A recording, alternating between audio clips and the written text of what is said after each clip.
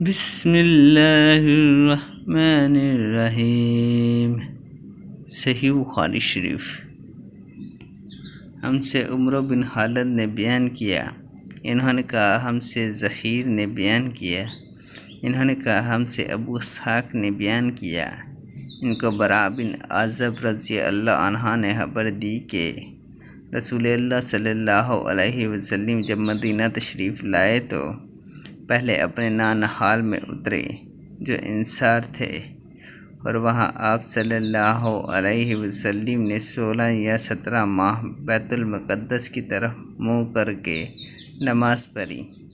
اور آپ صلی اللہ علیہ وسلم کی خواہش تھی کہ آپ کا قبلہ بیت اللہ کی طرف ہو۔ جب بیت اللہ کی طرف نماز پڑھنے کا حکم ہو گیا تو سب سے پہلے نماز جو آپ صلی اللہ علیہ وسلم نے بیت اللہ کی طرف پڑھی عصر کی نماز تھی۔ وہاں آپ صلی اللہ علیہ وسلم کے ساتھ لوگوں نے بھی نماز پڑھی۔ پھر آپ کے ساتھ نماز پڑھنے والوں میں سے ایک آدمی نکلا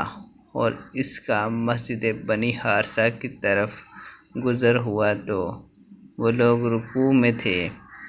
وہ بولا کہ میں اللہ کی گواہی دیتا ہوں کہ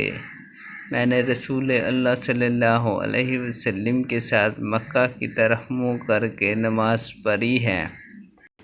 یہ سن کر وہ لوگ اسی حالت میں بیت اللہ کی طرف گھوم گئے، اور جب رسول اللہ صلی اللہ علیہ وسلم بیت المقدس کی طرف منہ کر کے نماز پڑھا کرتے تھے،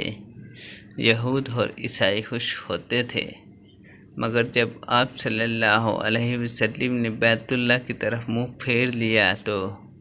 انہیں یہ امر ناگوار ہوا۔ ظہیر ایک راوی سے کہتے ہیں کہ ہم سے ابو اسحاق نے براء سے یہ حدیث بھی نقل کی ہے کہ قبلہ کی تبدیلی سے پہلے کچھ مسلمان انتقال کر چکے تھے، تو ہمیں یہ معلوم نہ ہو سکا کہ ان کی نمازوں کے بارے میں کیا کہیں۔ تب اللہ نے یہ آیت نازل کی، وَمَا كَانَ اللَّهُ لِيُضِيعَ إِيمَانَكُمْ